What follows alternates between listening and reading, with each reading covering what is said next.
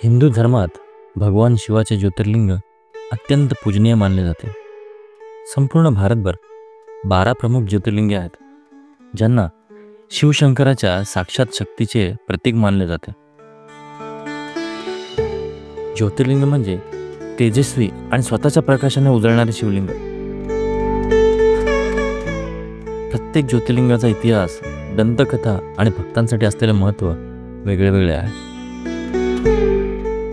ह्याच 12 ज्योतिर्लिंगापैकी 2 ज्योतिर्लिंग मध्य प्रदेशमध्ये आहेत, ज्यांचे नाव आहे महाकालेश्वर आणि ओंकारेश्वर ज्योतिर्लिंग. आम्ही आमच्या ह्या ट्रिपमध्ये या 2 ठिकाणी दर्शनासाठी जाणार आहोत. त्याचबरोबर इंदोर हे शहरसुद्धा फिरणार आहोत आणि तुम्हाला दाखवणार आहोत इथले काही प्रमुख आकर्षक ठिकाणे.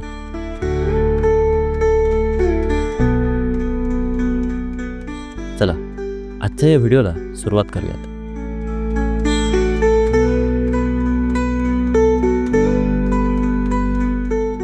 या ट्रिपचा आमचा पहिला ठिकाण असणार आहे उज्जैन. आधी आम्ही कोण या ट्रिपला जाणार आहोत आणि आम्ही उज्जैनला कसे पोहोचलो याबद्दल जाणून घेऊयात. ही ट्रिप आम्ही हॅप्पी हॉलिडेज टूर्स कंपनीसोबत एक्सप्लोर केली आहे आणि आमच्यासोबत असणार आहे संतोष. तुम्हाला काही डिटेल्स पाहिजे असतील तर व्हिजिट करा त्यांच्या इंस्टाग्राम पेजला.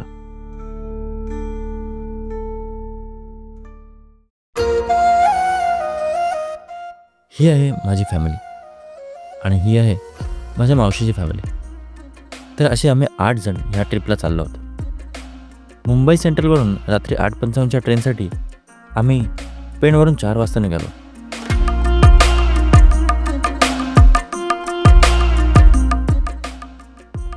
आपण त्याला वाजता 17 लागला पोर्टेबल हार्ड डिस्क घेण्यासाठी, कारण की उज्जैनला जायचं आहे तर आपल्याला डेटा खूप लागणार आहे, तर हार्ड डिस्क लागेल. चैताली ऑफिसवरून निघून मला वाशी स्टेशनला भेटणार होती. सर्व कामं उरकून आम्ही ट्रेन सुटायच्या 1 तास आधीच मुंबई सेंट्रलला जाऊन पोचलो. कोणतीही घाई गडबड न करता आपापल्या सीटवर जाऊन बसलो आणि आमचा प्रवास चालू झाला. प्रवास रात्रीचा होता, शिवाय दुसऱ्या दिवशी फिरायचा सुद्धा होता. त्यामुळे ट्रेनमध्ये रात्रभर न जागता जेवून झोपायचाच निर्णय योग्य होता. जेवण झाल्यावर थोडे कार्ड गेम्स खेळून मजा मस्ती करून झोपून गेलो.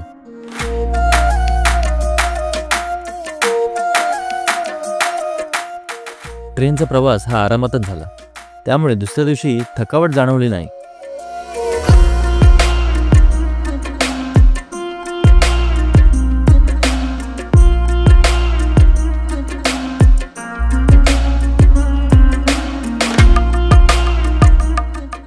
सर्वजण आता वाट बघत आहेत. गाडी आहे ट्रॅव्हल आरेश, आणि हे आलेली आहे आपली बस. ओके,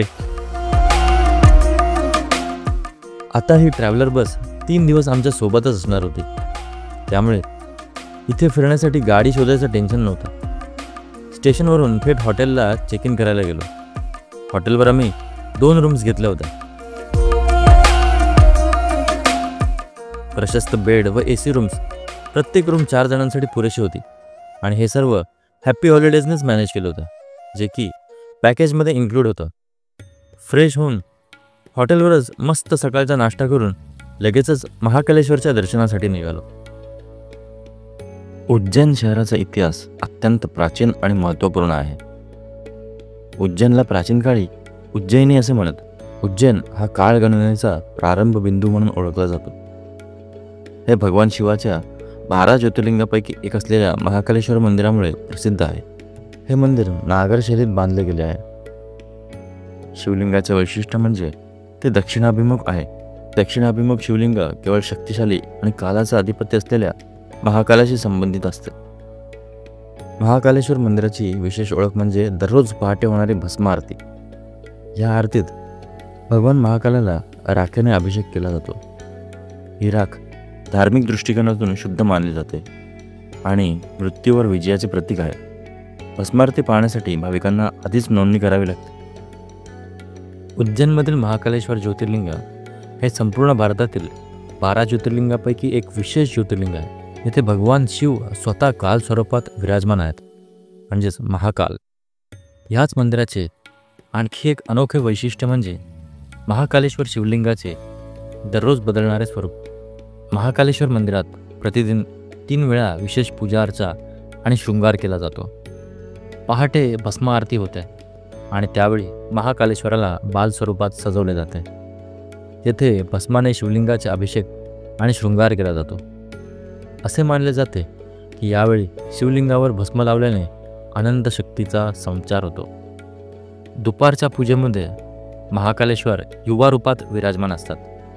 विविध पुष्प, रुद्राक्ष, चंदन आणि वस्त्रांनी शिवलिंगाची अलंकार पूजा केली जाते. या स्वरूपात महाकाल भक्तांच्या इच्छांची पूर्ती करणारे मानले जातात. संध्याकाळी महाकालेश्वर वृद्ध योगी स्वरूपात असतात. गूढ व तांत्रिक साधना करणाऱ्या साधकांसाठी ही वेळ विशेष मानली जाते. यात दीपमालिका, रुद्राक्षमाळा आणि विविध हवन सामग्रीचा वापर करून पूजा केली जाते. महाकालेश्वराचे दररोज बदलणारे स्वरूप संपूर्ण ब्रह्मांडातील त्रिगुणात्मक ऊर्जेचं संतुलन राखते. महाकालाचे विविध स्वरूप हे मानवाच्या बाल्य, तारुण्य आणि वृद्धावस्थेचे दर्शन घडवते. म्हणूनच महाकालाला कालस्वरूपी शिव म्हटले जाते. आणि आमचं आता उज्जैनमधलं महाकालेश्वराचं दर्शन झालेलं. आता चाललेलो आहोत आम्ही कालभैरवाच्या दर्शनाला.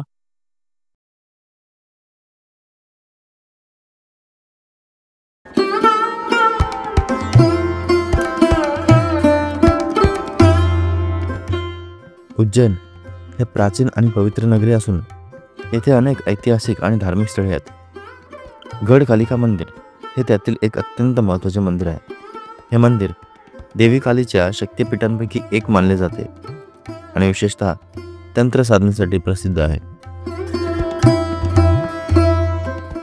असे मानले जाते की या मंदिराची स्थापना महाकवी कालिदासाच्या काळात झाली होती. येथे देवी काली अत्यंत जागृत स्वरूपात विराजमान आहे.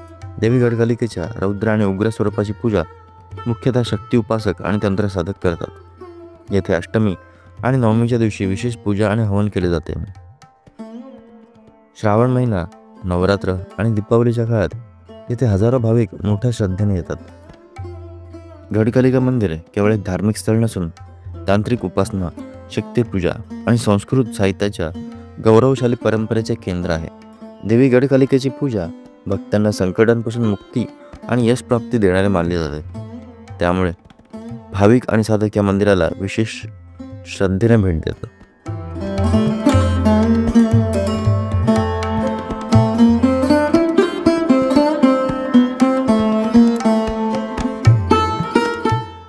उज्जैन नगरी केवळ महाकालेश्वर ज्योतिर्लिंगामुळे प्रसिद्ध नाही, तर येथे भगवान कालभैरवाचे प्राचीन आणि रहस्यमय मंदिर आहे. कालभैरव हे भगवान शिवाचे उग्र आणि रक्षक रूप मानले जाते. विशेषतः शैव, नाथ आणि तंत्र उपासकांमध्ये या मंदिराचे अनन्यसाधारण महत्त्व आहे.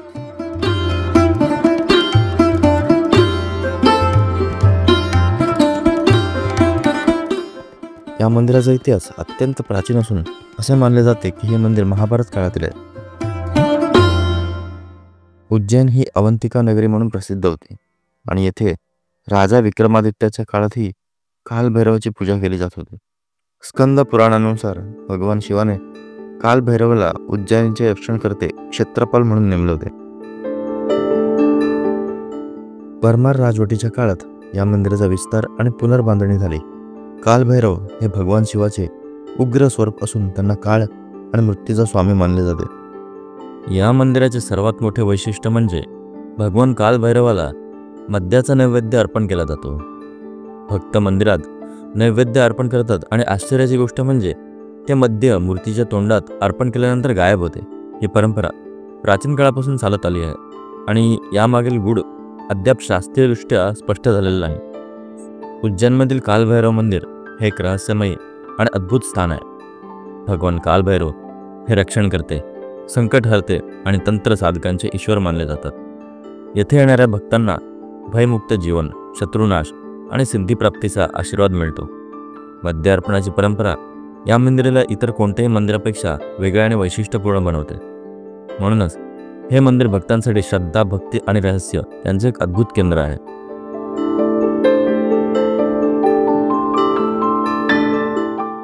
उज्जैन हे केवळ महाकालेश्वर आणि कालभैरव मंदिरासाठी प्रसिद्ध नाही, तर येथे मंगळनाथ मंदिर देखील एक अत्यंत महत्त्वाचे धार्मिक आणि खगोलशास्त्रीय स्थान आहे. भगवान मंगळाचे जन्मस्थान म्हणून ओळखले जाणारे हे मंदिर ज्योतिष आणि ग्रहशास्त्राच्या दृष्टीने अतिशय पवित्र मानले जाते. असे मानले जाते की भगवान मंगळ ग्रहाचा अधिपती यांचा जन्म याच ठिकाणी झाला होता. पुराणांनुसार भगवान शिवाने आपल्या तिसऱ्या नेत्रातून भगवान मंगळाची उत्पत्ती केली होती. त्यामुळे हे स्थान अत्यंत पवित्र मानले जाते. उज्जैन हे प्राचीन काळापासून खगोलशास्त्र आणि ज्योतिषशास्त्राचे प्रमुख केंद्र होते आणि याचे महत्त्व अजूनही कायम आहे. भगवान मंगळ हा शक्ती आणि पराक्रमाचा देवता आहे. त्यामुळे येथे येणारे भक्त विशेषतः ग्रहदोष, मंगळदोष आणि लग्नसंबंधी अडचणी दूर करण्यासाठी पूजा करतात. मंगळवारच्या दिवशी येथे विशेष पूजा, अभिषेक आणि हवन केले जातात. कुंडलीतील मंगळदोष निवारणासाठी हवन आणि विशेष अनुष्ठान येथे पार पाडले जाते. ग्रहशांतीसाठी हे मंदिर अत्यंत प्रभावी आणि जागृत मानले जाते. मंगळनाथ मंदिर उज्जैन शहराच्या उत्तरेकडे क्षिप्रा नदीच्या काठावर वसले आहे. प्राचीन काळी हे स्थान भूमध्य रेषेच्या सापेक्ष सर्वात स्पष्ट खगोलशास्त्रीय बिंदू मानले जायचे. त्यामुळे येथे भारतातील सर्वात जुनी वेधशाळा आणि पंचांग गणना केंद्रे प्रस्थापित झाली होती. मंदिराच्या परिसरातून आकाश अगदी स्पष्ट दिसते, म्हणूनच येथे पूर्वी खगोलशास्त्रीय निरीक्षणे केली जात होती. तर आता लगेच आम्ही जेवायला निघतोय आणि जेवण झालं की मग संध्याकाळी आरामात कॉरिडॉर फिरायला जाणार आहोत. तर चला आता निघूया. खूप वेळ झालेला आहे, 3:30 वाजलेला जवळपास. भेटू आता आपण रेस्टॉरंटमध्ये.